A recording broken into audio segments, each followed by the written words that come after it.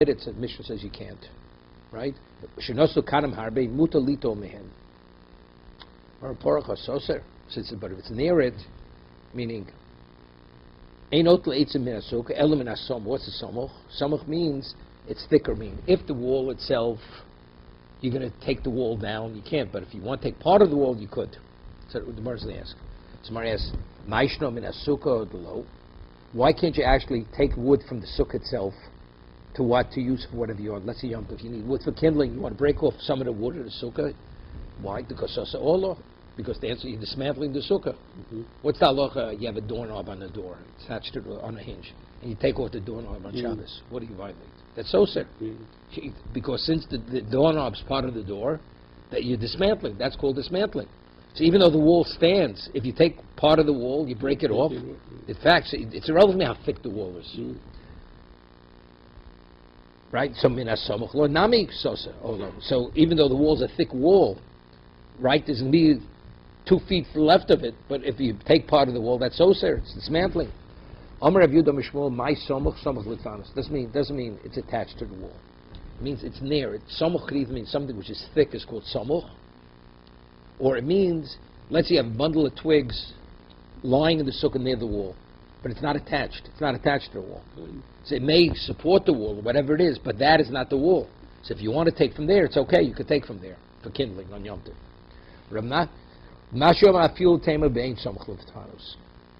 I'll tell you, it's speaking even where it's not near the wall. Kitanya hi basuraisa. 1 second. Chavila shokam she noslan al schach melohite ogdon lo batlin gabi suka. We have schach. When you put schach, let's say bamboo reeds, how do you normally put it on the sukkah? They come in a bunch. You open it up. You spread them. What about this person? He has schach. He put the bundles without undoing them. So if he would have undone the bundle, even though they're not attached, it's considered that's the roof. It's bottle. It's bottle to the sukkah. Right.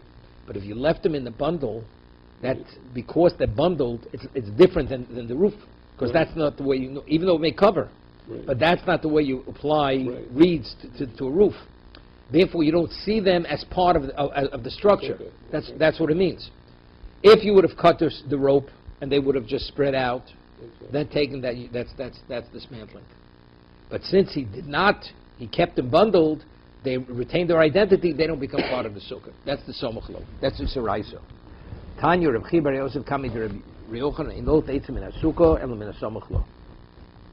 Reb Chi bar Yosef says in the Brayso, he stated this before Reb Yochanan, our Mishnah, but that you can't take the wood from the sukkah itself, only what samach lo. Reb Shimon matir. Shimon permits. This is a hut during the year, okay? The shovin,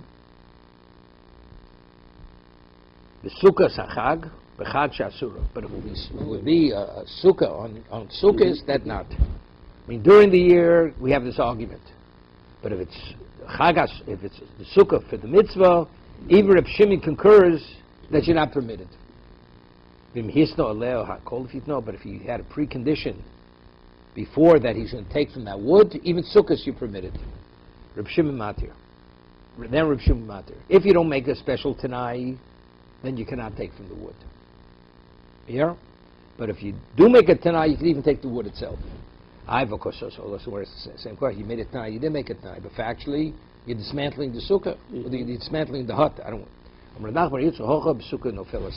speaking about ultimately the sukkah collapsed. When the sukkah stands, it's poshet. It's so you can't take any of the wood off the wall or the rooftop. It collapses now. So if it collapses, now that in a collapsed state, are you permitted to benefit from the wood? Reb Shimon says you're permitted. Reb Shimon doesn't know the muktzah. Even though when Yom Tov began, if you would have taken the wood, it would be considered dismantling. Right. So we should say, keeping the skatzoi ben hashmosh skatzoi l'kul yoma. If it's muktzah on the entry point, even if the change takes place, it remains muktzah. Right. So Reb Shimon rejects that. Right. No, because we'll see. Reb Shimon l'tamei. The Leslie Muktzah, the Tanya, where do we find Reb Shimon doesn't know the Muktzah? It's a Mishnah Shabbos. Mosa Hashem Yishem in there. Chibakara Osir. Tanakam says the residue of oil that's left over in a burning candle or in a dish, it's Osir. Reb Shimon Matir. Why? Because since he knew ultimately there was going to be the residue of oil, even though when Shabbos began he wasn't permitted to take it, doesn't make a difference. Right. So therefore, same thing here. It collapsed. Somebody's going to ask, what's the comparison? By the oil, it was a 4-hour candle, a 5-hour candle. He knew ultimately it would burn out, to be extinguished with oil. But here, all of a sudden, there's a storm and the sukkah is destroyed. Right. So here, he never intended that it would be available. Somebody says, "Midomi hosamod miyoshim mitzapo, emosei tchabenero." By the burning candle, a person is waiting. When's the candle going to go out? So I should be able to benefit from the residue. So he has in mind. Hocha adam yoshim tzabe emel tipot siros. So the person has a sukkah. He's waiting for a sukkah to collapse. It's not reality. He believes the sukkah is a viable sukkah. We're speaking about a specific type of sukkah. The sukkah is on its last legs. It's a shaky sukkah. So he figures as long as he could use it, he'll use it. But it's eventually going to collapse. So since it was holding on the brink of collapsing, therefore he had initially in mind that it will be available. So it's similar to the residue of oil that's left in the short burning candle. Okay? From the previous day, he already had in mind that it's probably going to collapse, and when it collapses, he wants to use it. Okay? But let's say it would be a sturdy sukkah, and suddenly it collapses. That's like we spoke, a 26-hour candle. Even if Shimon agrees, if you have a 26-hour candle, and the wind blows it out after 5 minutes, it's muktzah oil. Because he never counted that oil would be available to him. Same thing. It's only because it's a shaky sukkah, a weak sukkah, that's about to collapse. Only that, therefore, that's the reason why he says it's permitted. Okay? Just to review it again. What the Machlokes Yehuda says that something not to be muktzah, it has to be obviously available in that context, or you have to specifically in mind. Right? If you have food in the cupboard, Yehuda agrees, you don't have to think about that food I'm going to eat. It's there. I mean, it's edible. That is its value. But something which is not simple, that's its value, Rabbi Yehuda says you have to have specifically in mind, or say, I will benefit from that tomorrow. Rabbi Shimon says no. Anything which is available.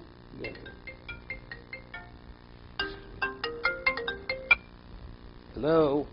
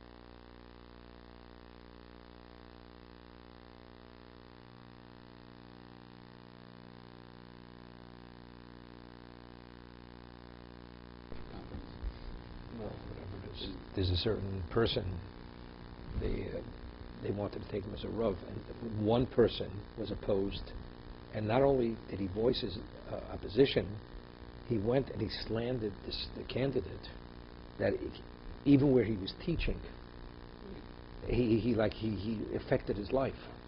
That's how bad this person is, the one who slandered him. And he's slandering, the person's out of control. So they want to know, regarding the laws of Lashon Hara, are you permitted to say certain things about him, which are true, but because it's something which reflects terrible on this guy who's making the trouble, I said, there's not even a question. If you don't stop him, he's going to destroy the shul. He will destroy the whole shul, this guy. Besides, firstly, he's not a Shomer Shabbos. And he openly prides himself he's not a Shomer Shabbos. He prides himself that he's not a religious Jew. He prides himself that his wife doesn't go to the mikveh. Prides himself, you understand? So, plus, he's a bad guy. On top of that. Okay. Okay, so the Gemara says that if it would be a sukkah zachag, if it's a hut, we have this machlokas if it collapses. But if it's a sukkah zachag, but if it's on sukkahs, if he makes a tanai, a precondition that he should be able to benefit from the wood, then you can benefit from the wood, right? That's what the Gemara asks. Umi mahani tanai. Is a tanai effective? Omer Rav Sheishis mishum Rabbi Kiva minayin latzei sukkah shasun kol shiva.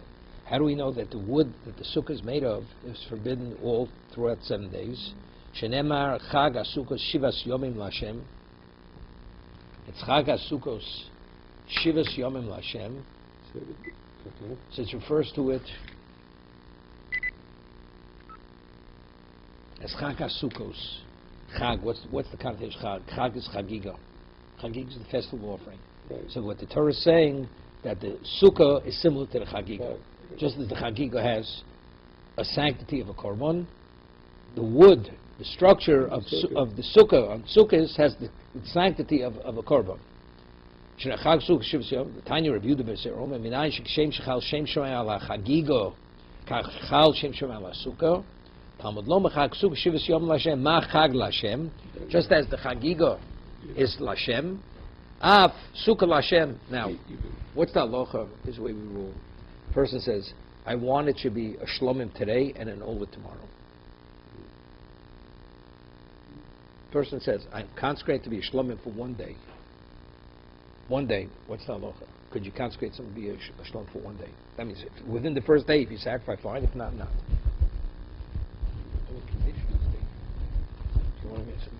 No, not conditional. No, not conditional. He said, I want to only consecrate for 1 day. Oh, I see. Okay, identifying it. Could you, what's the status of it tomorrow? Right? It still must be special status because it had... Once kedusha of a korban attaches itself, it cannot be revoked. Once it's attached, but you say you only want 1 day, it's around what you say. It's either all or nothing. Same thing. So if we're saying that a sukkah of a mitzvah, it has the sanctity of a korban, you can't say, I want it to be a sukkah, but I don't want it should have sanctity. There's no such thing. It goes hand in hand. What was it? Okay. So that's the first question. Does it help to make it tonight? Right? Omer ben Ashio. Base. Mr. Bach.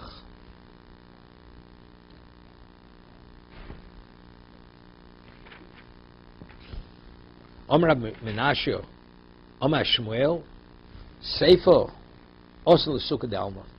When it says that if you make the precondition, that's speaking about not a Sukkah Zachag, an ordinary Sukkah throughout the year. Abu Sukkah the Mitzvah, Lo Mahandi to know. But if it be a Sukkah Mitzvah, you can't make a precondition. Because, like you say, it should be a korban, but it shouldn't have Kedusha. There's no such thing. It's a korban, it's Kedusha. If it's a Sukkah Mitzvah, it has Kedusha. So you can't make a condition that shouldn't have Kedusha. That's interesting. It's like the Gemara says in Ksubis, person marries a woman. When you marry a woman, you have certain obligations. There's a conjugal obligation. You have to support your wife. You have to clothing, food, whatever. Person says, I'm marrying on the condition that I should not have A, B, C. I shouldn't have those obligations. Torah says it's not a marriage, because Torah says marriage is synonymous with that. They don't. It's not a Jewish marriage. It's like, it's like a person saying, I'll marry you for one day. There's no such thing as a one-day marriage. Either you're married or you're not married. Same thing. A korban, it's a korban. A korban is kedusha. Right. A sukkah's mitzvah automatically, naturally has kedusha. Right. Well, I don't want it to have. It's irrelevant what you want. Factually, if it's a sukkah's mitzvah, it has kedusha. I once told over a story about Hassam Sofer. Hassam Sofer had a yeshiva in Pressburg. Pressburg then was sometimes part Hungary, part of Czechoslovakia, and for sukkahs, that was like the new term. Boys would come, and between sukkahs and when it would start, people would come to be examined to see, because they could only take so many students into the yeshiva. And the Chassam Sofer would examine them, see where they're at. So these two boys should come, and one was an exceptional genius, the other one had a very, very good head. So, and they both couldn't be accepted. Only one would be accepted. So it was right at the sukkah, so they took apart the sukkah. It was lying in the courtyard in front of the building. So as these boys walked, one boy circumvented the sukkah, the other person walked on the wood of the sukkah. And Chassam Sofer noticed this. They came in, examines the one who's the genius, was one of a kind. The other person, good mind. So he says, I'm taking the other boy, not the one with the phenomenal genius mind. He says, and I'll explain it. When you walk through the courtyard, you walked on the sukkah. Why did you walk on the sukkah? So he says, it didn't have any kedusha. Why can't I walk on it? It only has kedusha sukkah is when it stands. But now that it's been dismantled, let's say if the Yom doesn't have, but it doesn't make a difference. If there's a sensitivity you have to have. Something that was used for a dvar mitzvah, do you step on it? That, if you have something, you better go find yourself another place. There's not. The other boy who had this sense of, and sense it's kedusha, and not to step on it, he walked around it, his potential is greater than yours. Okay, that's based on the kedusha sukkah.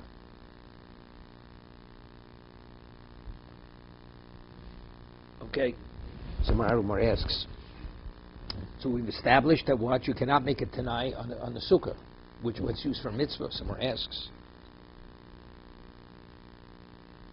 the sukkah mitzvah lo. You mean to say you can't?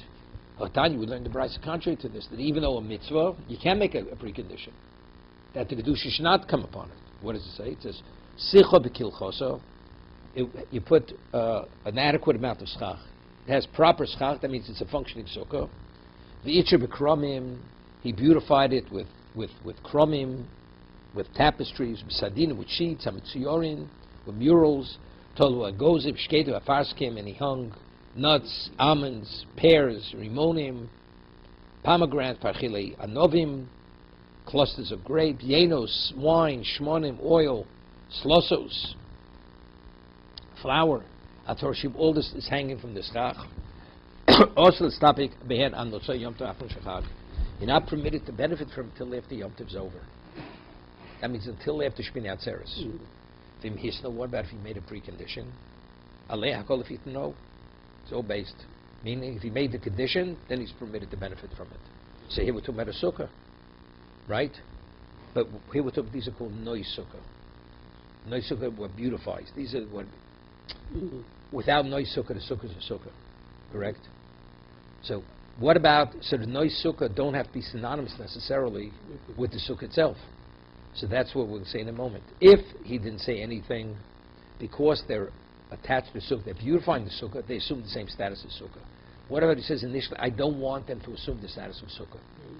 Even though they're beautifying the sukkah, but factually, it's not the sukkah is the structure. Right? Therefore, as a result of that, that's what it tonight helps. The person is from the very beginning of sukkahs, it's not, it should be have kedusha sukkah one day and the chol hamoed it shouldn't have. He says, no, from the first moment, I don't want to detach myself from it. I want to remain in my domain. No Kedusha should come on it. It's not a problem. Right? But what Atzi Sukkah, you can't. That you can't separate from the Kedusha. Because if it's Atzi Sukkah, that's it. Atzi Sukkah, the Chol Kedusha Layu, that the Kedusha came upon it, is Katzoi L'Shiva, so it's already off limits for 7 days. So the Gemara asks a phenomenal question. What's the halacha? Something that's, you have an esrog, right? And you have one esrog. And also on Chalamot you decide. And after the first day you could be yotze with a borrowed esrog, right? Borrows an esrog. First day it's supposed to be yours. Comes Chalamot, says, you know something? I think we're going to make marmalade out of esrog, right? Is it permitted? Or do you say no?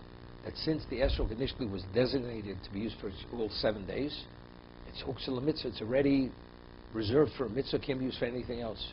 And the halacha is you're not permitted. What about if you make it tonight? He has 7 esrog. He says this esrog is the first day. Second day marmalade. I have a second esrog to cover the second day. Could he therefore? And he makes a condition. It works. But esrog itself is a dvar mitzvah, right? What we should say, once it attaches itself, it goes. Right? Like we're saying by Sukkah, the answer is there's a difference, because the mitzvah esrog is only a day mitzvah, it's not a night mitzvah. Right. So therefore, after the first day, it's interrupted. It has to be reasserted on the second day. Sukkah is 7 consecutive days. Therefore, the moment it attaches itself, it doesn't remove itself. You understand? At nighttime, the esrog is not functional, because you can only take the dalit minim only during the daytime. Right. So by the esrog, you'd say, the sukkah I'm designated for the first day, not for the second day. Because initially it's not already connected to the whole Yom Tif. See, the sukkah, it's already reserved for the whole Yom Tif. Here, because you have interruptions of night between each day, that doesn't allow it to naturally, to go all the way. Okay? What if it doesn't seem right issue, like working on this? Yeah. It may not be halachically, but No, halachically, you shouldn't do it. You shouldn't do it. Yeah, but that's a disrespect. If you want to eat the esrog afterwards, it's not really eating the esrog. You're utilizing it not in a disrespectful way. So the Gemara asks. So you could if you designated it here. We'll see. Wait. The Bible so the Gemara asks. Person set aside 7 esrogim for 7 days. The halacha is, day 2 you can eat day 1, and day 3 you can eat day 1 and 2. We learned, Rav says you can eat one. Once you yotzi, you can eat it immediately. Everybody agrees. The next day for sure you could eat it. The question is, after yotzi, could you eat it after yotzi, or you have to wait till the day runs its course? So over here, let's say the same thing. Tomorrow says also, the mifska leilus miyomim. Since you have the night separating one daytime period from the other daytime period, it's a separate mitzvah. So therefore, tomorrow it has to be reasserted. It has to be right. Miski leilos by sukkah, it's just one continuum. So once you give it assumes kedusha sukkah, it goes all the way. Miyomim, no miski leilos miyomim. Here, Yom Kechad Yom Arichta Dami. We see the days as one extended day. It's Yom Arichta.